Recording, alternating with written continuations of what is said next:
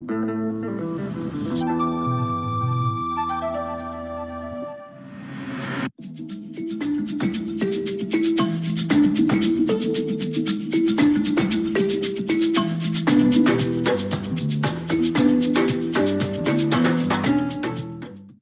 Messieurs, chers téléspectateurs et auditeurs, merci de suivre le programme de la radio et de la télévision tchadienne. Nous recevons ce soir le Premier ministre chef du gouvernement. Bonsoir, Monsieur le Premier ministre. Bonsoir. Inam Tcherif et moi-même, Souleymane Diabo, vous remercions pour l'invitation pour cet entretien exclusif. Merci. Il sera question au cours de cet entretien du dialogue national, de la cherté des produits alimentaires, SHT Gate et bien d'autres questions d'actualité. Monsieur le Premier ministre, la date du 20 août a été arrêtée pour le dialogue national. Peut-on estimer que cette date est choisie sur la base d'un consensus? Bien, je voudrais d'abord vous remercier de me donner l'occasion d'éclairer vos téléspectateurs sur la conduite de la transition que connaît notre pays. Et on ne le dira jamais assez. La transition tchadienne s'est ouverte dans des circonstances exceptionnelles. Et à la disparition tragique du maréchal du Tchad, l'ensemble du peuple tchadien et l'opinion internationale craignaient qu'un chaos s'abatte sur le Tchad. Dieu merci, le conseil militaire de transition mené par le général Mahamad Idriss Déby Itno et le gouvernement de transition ont pris le taureau par les cornes et la stabilité a été maintenue. Vous vous rappelez, à l'annonce de cette disparition tragique, beaucoup de nos compatriotes, au vu de l'embouteillage sur le pont à double voie, montraient leur inquiétude. Et cette disparition est intervenue à un moment où une colonne armée était à 300 km de la capitale N'Djamena, au Kanem, où le maréchal a payé de sa vie. Aujourd'hui, un an après, aucune force rebelle ne se trouve sur aucun mètre carré du territoire national. Et la stabilité du pays est garantie, le Tchad est en paix, et les manifestations qui étaient naguère interdites ont été autorisées par le gouvernement de transition et aujourd'hui, nous nous réjouissons que nos compatriotes s'expriment par tous les canaux. Au moment où le Conseil militaire de transition a pris la direction du pays, il pouvait décider de conduire une transition dans le sens d'organisation des élections et arriver à un retour à l'ordre constitutionnel par des élections organisées par l'autorité étatique. Ce n'est pas le choix qu'il a fait. Il a fait le choix souverain et politique de profiter de cette circonstance exceptionnelle pour rassembler les Tchadiens à l'occasion d'un dialogue national inclusif afin que, ensemble, nous regardions l'avenir de notre pays et que chacun qui a une idée, une contribution sur la marche du Tchad de demain vienne dans cette salle défendre devant ses compatriotes et refonder ensemble un nouveau contrat social qui permettrait le vivre ensemble les valeurs qui fondent le vivre ensemble, les régimes politiques que nous souhaitons et que nous croyons capables de soutenir le vivre ensemble souhaité, l'architecture institutionnelle qu'il faudra pour accompagner, la forme de l'État, bref, tout ce qui peut contribuer à la paix, à la stabilité et au développement de notre peuple. C'est dire que au bout d'un an de transition, je suis d'ailleurs heureux que les Tchadiens ne réalisent plus la circonstance dans laquelle cette transition s'est ouverte, mais parce que le gouvernement de transition a tellement bien mené les choses qu'on finit par oublier les circonstances d'hier. C'est tout au crédit du président du Conseil militaire de transition, au crédit du gouvernement et au crédit du peuple tchadien qui, aujourd'hui, peut être fier que notre transition est citée en exemple dans le monde et comparée aux autres transitions en Afrique. Mais au-delà, le Tchad n'est pas à sa première transition. Nous avons connu des transitions dans ce pays. Après le coup d'État de 1975, vous savez très bien, la transition du CCM, comment ça s'est passé?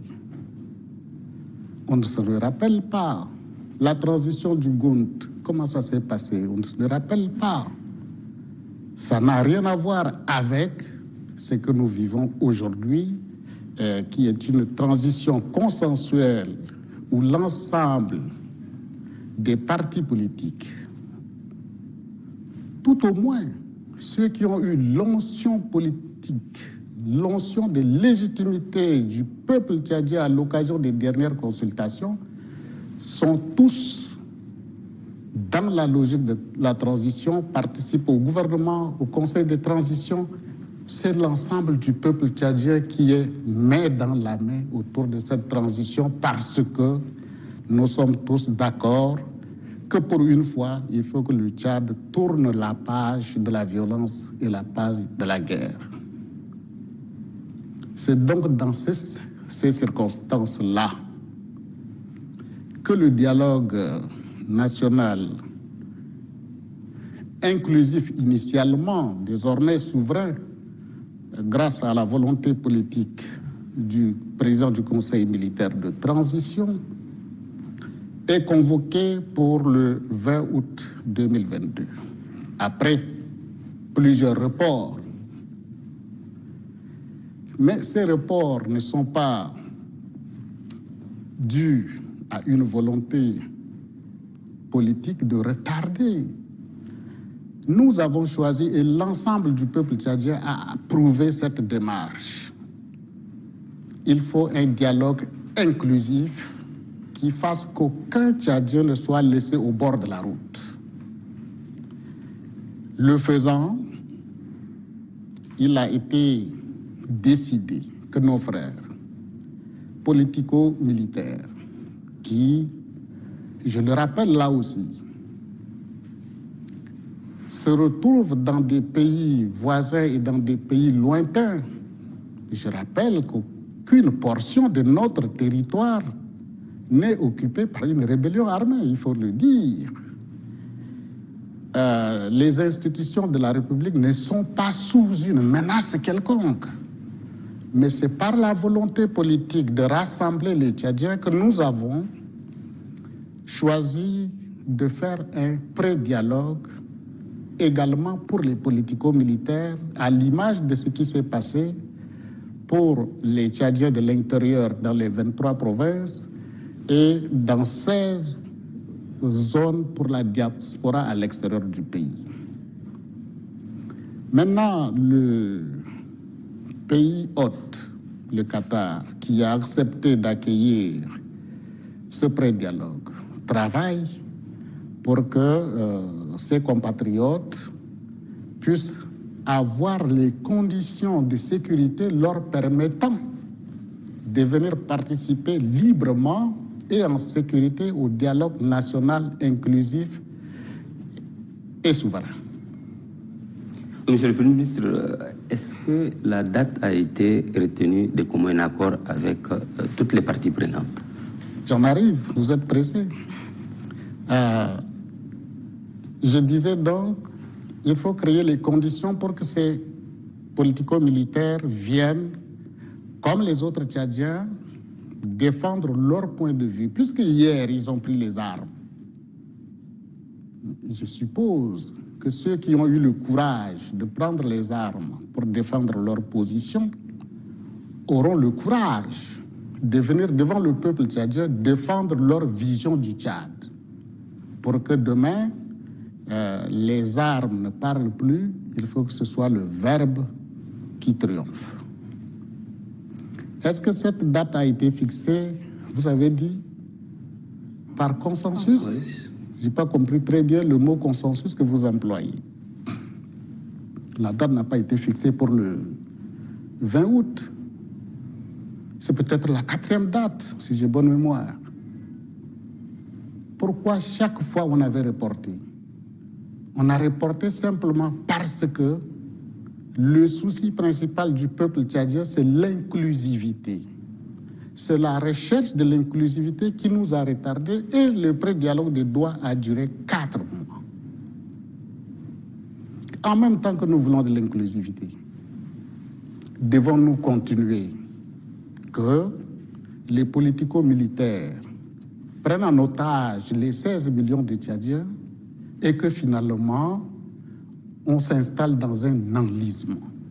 Le gouvernement de transition s'est assumé en disant autant nous voulons de l'inclusivité, autant nous évitons que le peuple tchadien soit l'otage du pré-dialogue de Doha. Nous disons donc à nos frères là-bas que nous ne les abandonnons pas. Nous disons accélérer le pas. Nous fixons le dialogue au 20 août. Vous avez le temps de vous entendre, signer un accord et rejoindre le reste des 16 millions de Tchadiens qui vous attendent depuis 4 mois. Et donc, c'est véritablement dans l'esprit de consensus et dans la recherche de la paix. Nous ne pouvons pas en même temps dire que nous voulons une transition courte et en même temps nous installer dans un enlisement à n'en point finir.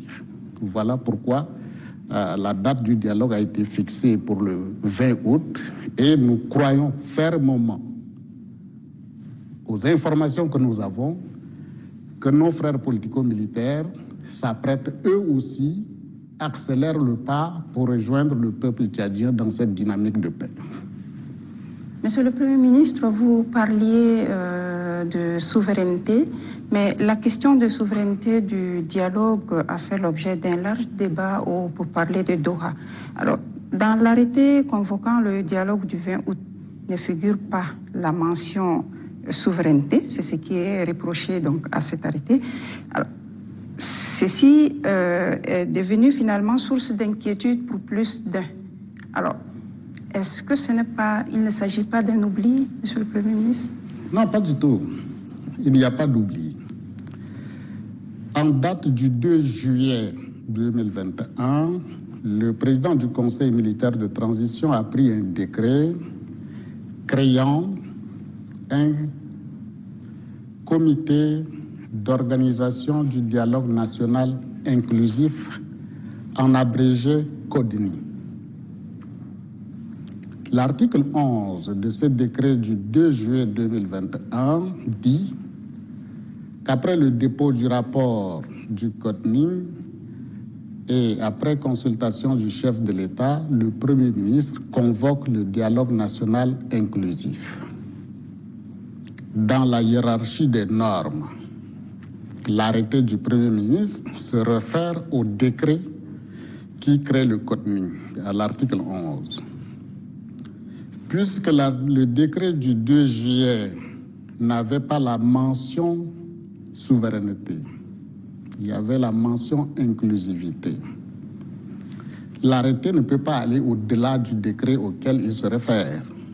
Donc, du point de vue juridique, l'arrêté devait reprendre les termes qui figurent dans le décret. C'est ce qui a été fait.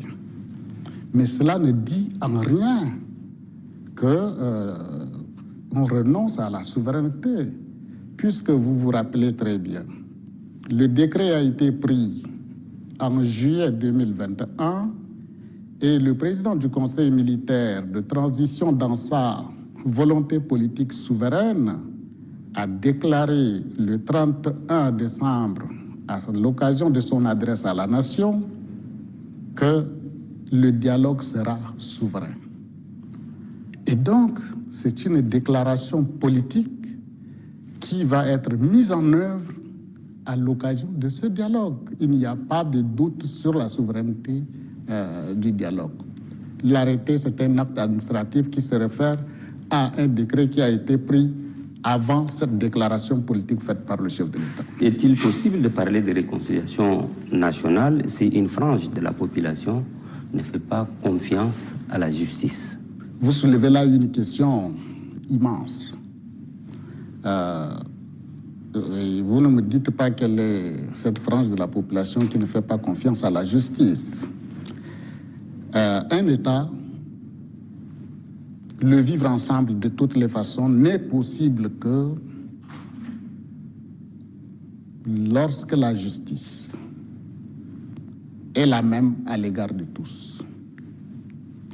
Mais la justice, elle est tchadienne. Les juges sont des Tchadiens. Nous avons les mêmes préoccupations de paix. La justice est un instrument central de la paix dans notre pays. Je sais qu'il y a des choses perfectibles au niveau de la justice, mais il n'y a pas qu'au niveau de la justice. Nous avons un certain nombre de défis d'amélioration de nos institutions. Et nous travaillons à faire en sorte qu'il y ait d'amélioration également du côté de la justice, comme nous travaillons à améliorer les autres secteurs de la République. Le dialogue est conditionné, Monsieur le ministre, par les négociations qui se tiennent en ce moment avec les politico-militaires. Mais au vu de la lenteur enregistrée dans la tenue de ces discussions, le dialogue tant attendu ne se présente-t-il pas comme un plat avec un goût inachevé? Ah, mais pas du tout. Pas du tout. D'abord, il y a plusieurs possibilités. Dans d'autres pays ici autour de nous, qui connaissent les mêmes situations de transition, ils ont choisi de faire un dialogue national. Après les conclusions de ce dialogue, ils se sont ouverts à négocier avec ceux qui sont à l'extérieur, politico-militaires, afin qu'ils rejoignent le train de la paix. Ce n'est pas le choix que nous avons fait. Nous avons fait un choix de faire en sorte que ceux qui sont politico-militaires rejoignent dès le départ et qu'ils viennent défendre leur point de vue à l'occasion de ce dialogue. Aujourd'hui, je vous disais, aux informations que nous avons et regardant l'accélération du pas de nos frères politico-militaires et la délégation gouvernementale qui est à Doha aujourd'hui, nous avons bon espoir que d'ici le 20, ces compatriotes seront avec les autres Tchadiens dans la salle de dialogue pour ensemble réfléchir sur l'avenir de notre beau pays. Monsieur le Premier ministre, le dialogue a un coût. À l'heure où nous parlons, est-ce que la question du financement est réglée? Ce n'est pas la question du dialogue. Le coût, c'est la transition elle-même qui a un coût. D'où la feuille de route que le gouvernement de transition a adoptée pour mener nos partenaires à apporter leur contribution. Pourquoi? Il faut organiser un dialogue. L'organisation du dialogue en tant que telle a un coût, comme vous le dites si bien. Après le dialogue, il faut transformer les résolutions de ce dialogue national inclusif et souverain en termes de réforme du corpus juridique dans notre pays. Cela a un coût. Après, il faut faire un projet de constitution qui doit être avalisé par le peuple tchadien à travers un référendum. Cela a un coût. Et ensuite, les élections générales qui permettraient un retour à l'ordre constitutionnel. Toutes ces étapes ont un coût. La feuille de route, c'est une sorte des objectifs fixés avec un coût dégagé, mais vous ne pouvez pas imposer tout ce dont votre pays a besoin à la communauté internationale. Nous avons déposé, comme sur une table de buffet, un menu où les partenaires viennent chacun prendre à son goût. Mais nous n'ignorons pas qu'il s'agit d'abord d'une affaire tchadienne et qu'il s'agit de la responsabilité de l'État tchadien d'organiser cette transition et organiser des élections libres et transparentes pour faire en sorte que le Tchad renoue définitivement avec la paix et avec un processus démocratique fiable.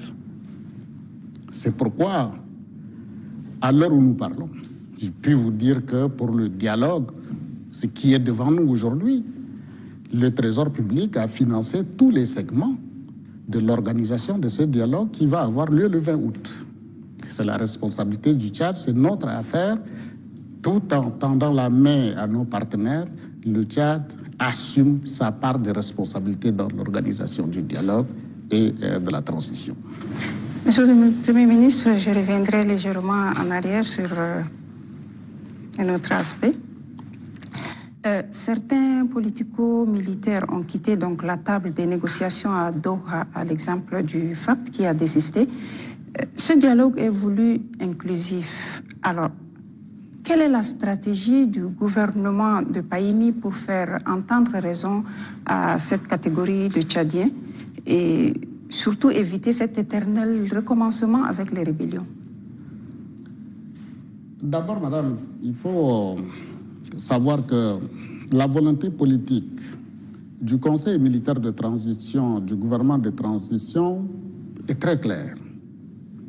Faire en sorte que, au bout de cette transition, la mention, la notion politico-militaire n'existe plus. C'est vraiment ce pourquoi nous travaillons et c'est pourquoi vous constatez que le Tchad est suspendu au pré-dialogue de Doha depuis 4 mois.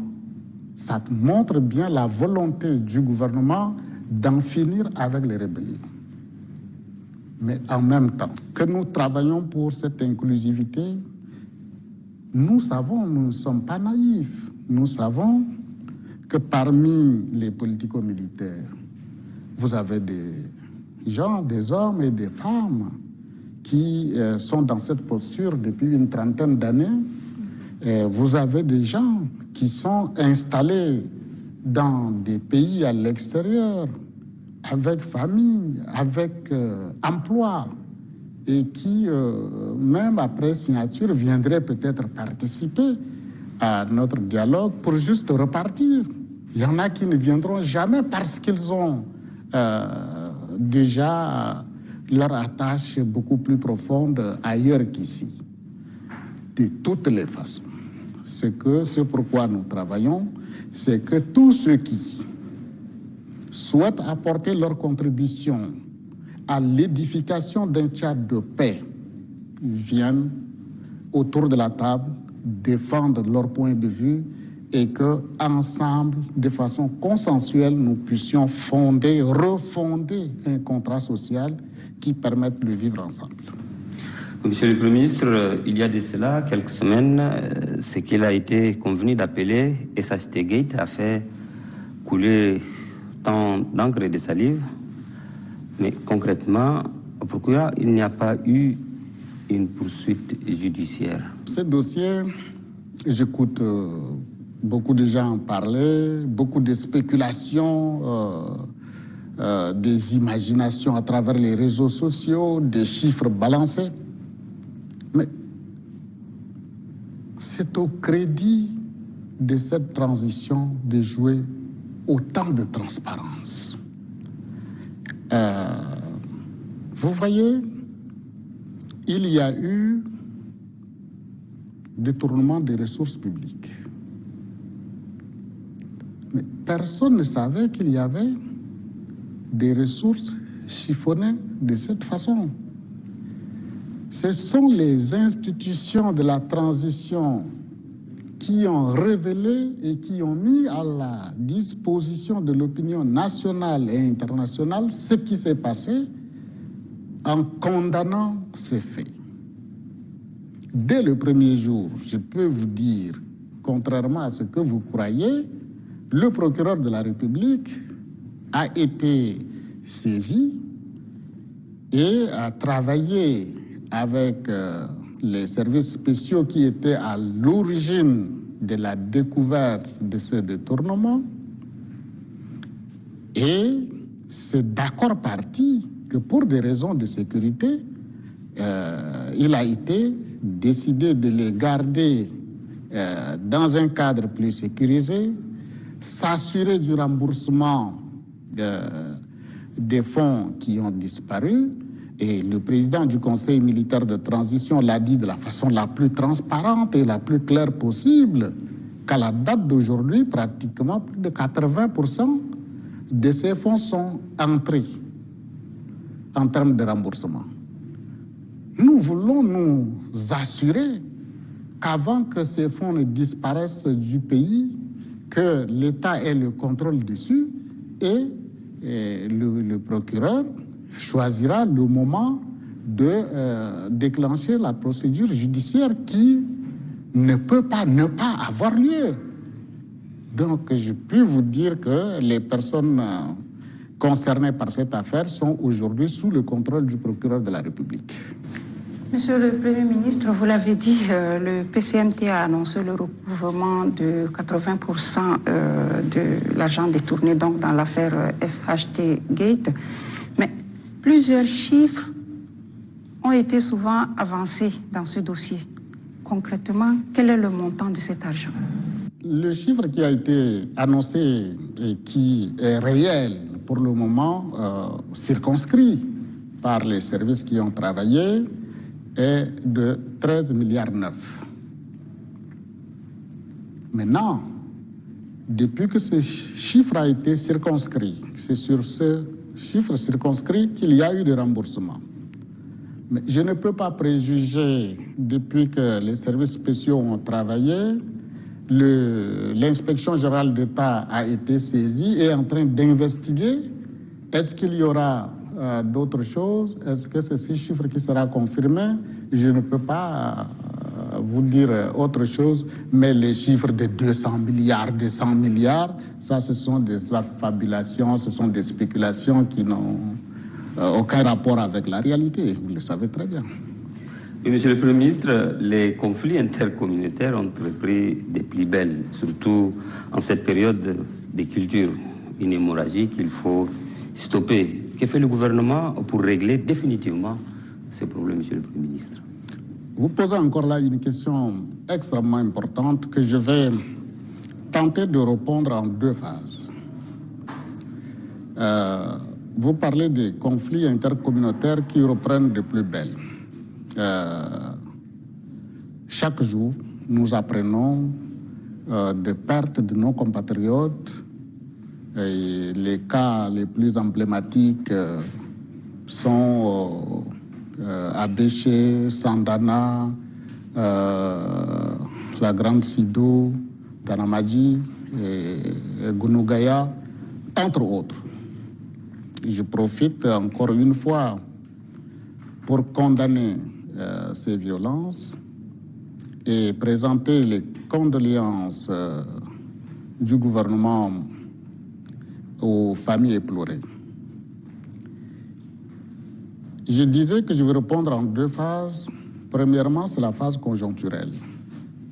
où il y a des violences, où dans son rôle de police, l'État essaie d'intervenir pour séparer les belligérants, essaie d'anticiper en termes de sensibilisation pour qu'il n'y ait pas de confrontation entre nos communautés.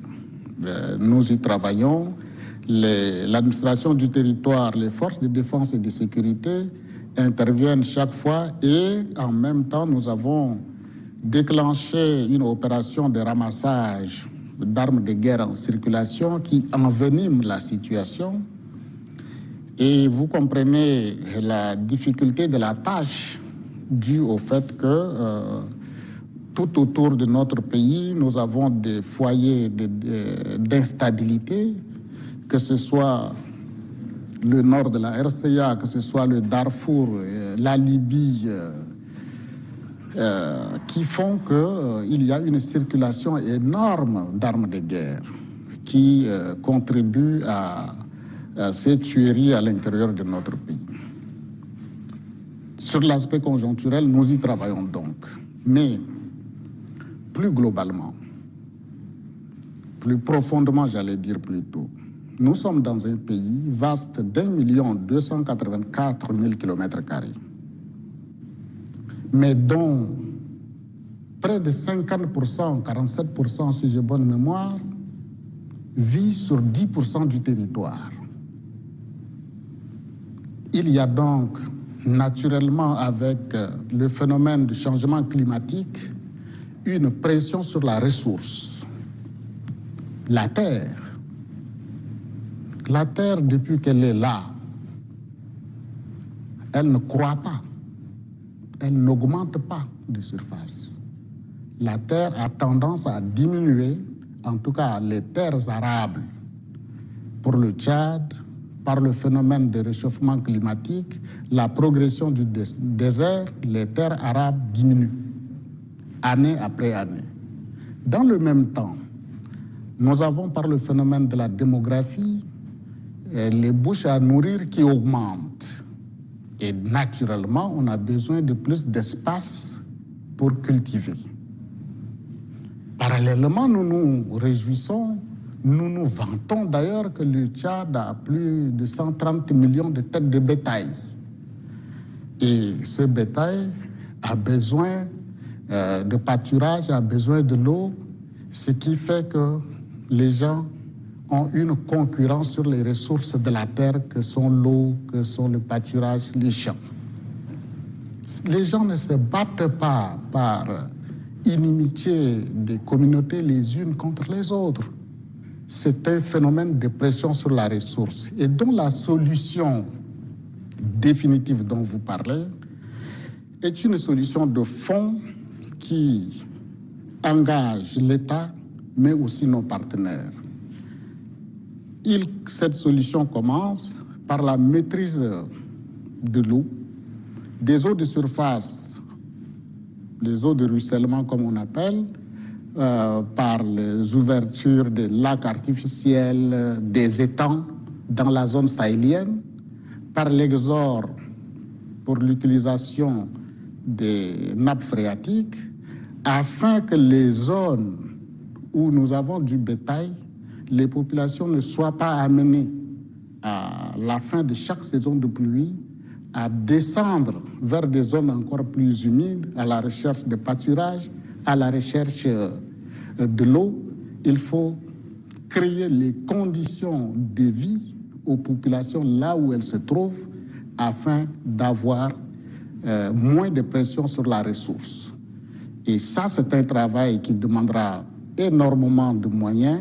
Je travaille chaque jour sur cette question avec nos partenaires pour qu'il y ait des projets sur lesquels les partenaires se positionnent pour aider le Tchad à faire un travail tant de maîtrise de l'eau, d'intensification de l'agriculture pour que sur des petits espaces, on puisse produire plus, d'intensification de l'élevage par la production des fourrages, afin que progressivement, nous puissions sortir même de l'élevage des transhumances, afin que la gestion de nos espaces ne nous crée pas trop de problèmes. Bien sûr, à cela, il faut ajouter la diversification de l'économie par la création de la plus-value sur les produits et sous-produits d'agriculture et d'élevage pour permettre d'enrichir les agriculteurs et les éleveurs, mais aussi créer l'emploi en faveur de la jeunesse. Nous avons assisté récemment de façon impuissante à la hausse vertigineuse des prix des denrées alimentaires. Le conflit ukrainien a souvent été pointé du doigt. Mais sincèrement, Monsieur le Premier ministre, n'est-il pas temps pour le gouvernement tchadien de trouver une solution pérenne à cela? Là aussi, il y a deux phénomènes. Premièrement, je ne nie pas la réalité des hausses de prix sur les marchés. Et pour le Tchad, nous sommes confrontés à une agriculture dépendante des aléas climatiques. Et chaque année, nous avons une hausse saisonnière des produits de saison. Le chartamani, comme on appelle ici, chacun sait que dans notre pays, c'est le moment où les produits sont chers parce que c'est rare. Nos récoltes de l'année commencent à s'épuiser ou se sont épuisées et sur les marchés, il y a de la spéculation. Et ça, c'est chaque année. Cela devient plus aigu chaque fois que nous avons traversé une mauvaise pluviométrie. C'est le cas l'année dernière sur l'ensemble du territoire. Il y a eu une mauvaise répartition de pluie tant sur le temps que sur l'espace, et ce qui a impacté le rendement des champs. Et naturellement, nous avons plus de pression sur les marchés cette année en conséquence de la mauvaise pluviométrie de l'année dernière. Ensuite, comme tout le monde est affecté par la guerre en Ukraine, le Tchad n'est pas épargné. Ne vous y trompez pas. Quand vous prenez les fertilisants, les engrais, le Tchad consomme des engrais venant essentiellement de cette zone. Et donc, quand cette zone est en guerre, nous avons des difficultés pour avoir des engrais. Les céréales. Même si nous n'avons pas directement des hommes d'affaires qui commandent les céréales en Ukraine ou en Russie, nous commandons auprès des gros fournisseurs au Cameroun ou au Nigeria qui, eux, se ravitaillent dans cette zone. Donc, ça renchérit automatiquement les coûts. Ensuite, vous savez très bien que depuis le déclenchement de cette guerre, le transport maritime a triplé de prix à la tonne. Et ce qui joue sur les prix, je ne parle pas des prix des produits pétroliers. Aujourd'hui, on n'en parle pas assez, on n'en parle même pas. Le Tchad est le seul pays de la sous-région où les produits pétroliers sont moins chers. Pourquoi? Mais parce que par le phénomène d'augmentation des cours mondiaux du pétrole, aujourd'hui, sur le bateau à notre port préférentiel qui est Douala, le litre de gasoil arrive sur le bateau à plus de 1000 francs CFA. Et pour que ce litre de gasoil arrive jusqu'à N'Djamena, nous sommes au-delà de 1200, 1300 francs par litre. Les Tchadiens consomment le gasoil aujourd'hui à 500 francs. On n'en parle pas. Le Tchad est aujourd'hui le seul pays de la sous-région et nous sommes obligés de déployer des forces de sécurité, de défense autour de nos frontières pour éviter que nos produits pétroliers sortent et pour créer de la pénurie à l'intérieur du pays. Voilà ce que je peux vous dire. Oui, Monsieur le Premier ministre, on insiste sur le sujet parce que le Tchad regorge des potentialités inestimables agro-silvo-pastorales. Pourtant, le gouvernement parle des crises alimentaires. Monsieur le Premier ministre, nous, Tchadiens, est-ce que nous sommes vraiment conséquents avec nous-mêmes? Je suis tenté d'être presque d'accord avec vous. Nous sommes un pays qui, si j'ai bonne mémoire, presque 39 millions d'hectares de terres arables. Nous avons des ressources en nappe phréatique énormes. Il se trouve malheureusement qu'à la date d'aujourd'hui, parlons de la réalité, mais pas de ce que nous aurions souhaité que ce soit. À la date d'aujourd'hui, il se trouve malheureusement que notre agriculture reste encore dépendante des aléas climatiques. Il est clair, et chacun est témoin, que l'année dernière, nous n'avons pas eu une bonne saison de pluie. Et il se trouve que nos populations sont confrontées à une crise alimentaire et nutritionnelle. Faut-il cacher ça parce que nous avons des terres arables disponibles que nous n'avons pas cultivées? Mais en attendant de cultiver, reconnaissons que nous avons des populations qui souffrent et disons-le clairement pour leur venir en secours. Appelons nos amis à venir au secours, mais pas seulement en termes d'urgence. Maintenant, je venais de vous dire, le défi que le Tchad a, que ce soit le gouvernement de transition ou celui qui sera élu demain, il faut que le Tchad travaille dans le sens d'investissement massif en termes de maîtrise des eaux de surface et des nappes phréatiques en exorde pour que nous mettions en place un schéma d'agriculture intensive.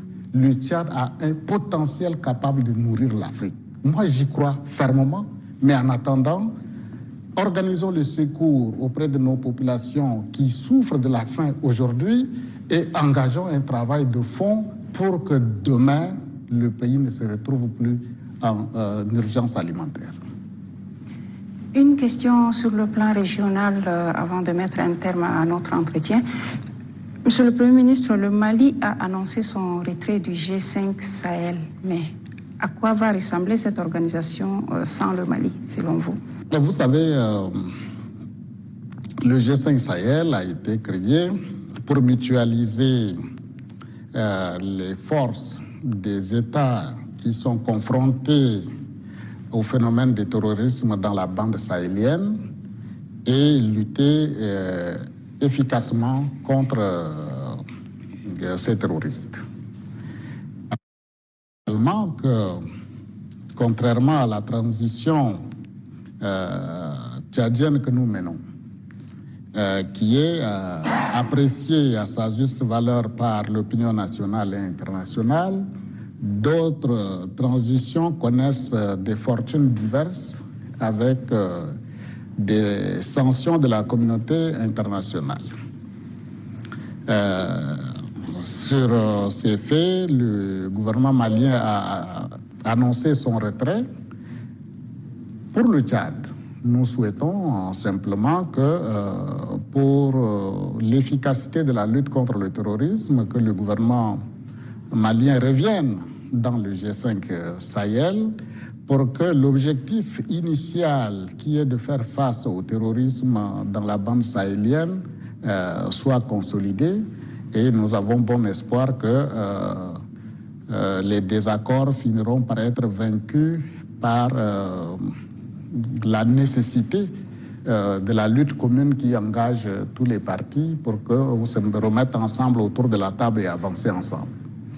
Monsieur le Premier ministre, avant de terminer, juste une petite digression. Nous n'avons pas abordé le pacte social. Nous supposons que tout va bien. Mais récemment, il y a certains syndicats qui s'est levé pour demander votre démission. Qu'est-ce qu'ils vous reprochent concrètement? Non, d'abord, ma démission, ça, ce n'est pas un sujet. Que vaut le sort personnel de Payimi dans la conduite des intérêts majeurs de la République? Ce qui importe pour ce pays, c'est la paix, la stabilité et comment faire en sorte que demain, le Tchad ne renoue plus avec la violence, qu'il n'y ait plus de guerre dans ce pays. Si la démission de X ou Y peut permettre d'atteindre cet objectif, ce serait avec plaisir. Mais je peux vous dire aussi que le Premier ministre de transition est nommé par la volonté souveraine du président du Conseil militaire. Ce n'est pas un délégué de personnel pour répondre à la volonté d'un syndicat.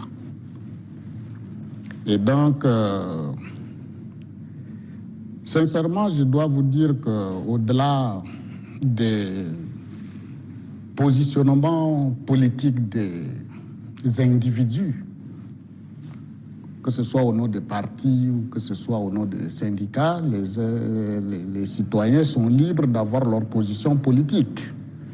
Et donc je considère que ce n'est pas la position syndicale, c'est plutôt une position politique des responsables concernés.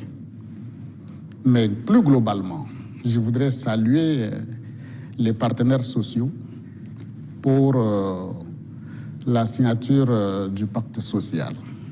Parce que avec ce pacte social les signés, pour la première fois depuis tant d'années, nous avons eu une année scolaire sans perturbation. Nous avons eu une année universitaire sans perturbation et les résultats du baccalauréat de cette année sont révélateurs de cet apaisement au niveau social. C'est au crédit des syndicats, au crédit du gouvernement, au crédit de tous les acteurs sociaux. Je voudrais profiter de votre micro d'ailleurs pour les en féliciter. Je pense que c'est ça. Il faut que les Tchadiens soient capables de transcender leurs égoïsmes et leurs égos pour regarder l'intérêt national, pour regarder l'avenir de nos frères et de nos enfants. Monsieur le Premier ministre, merci d'avoir accordé de votre précieux temps à l'ONAMA pour cet entretien exclusif malgré votre agenda chargé. Mesdames, Messieurs, je rappelle que nous avons reçu en exclusivité le Premier ministre de transition, Monsieur Pahimi Padaké Albert. L'entretien avec lui a porté sur le dialogue national inclusif, le SHT Gate et bien d'autres sujets d'actualité. Souleymane Diabo et moi-même, Hinda Ahmed Chérif, vous disons merci d'avoir été des nôtres et vous souhaitons une excellente fin de semaine.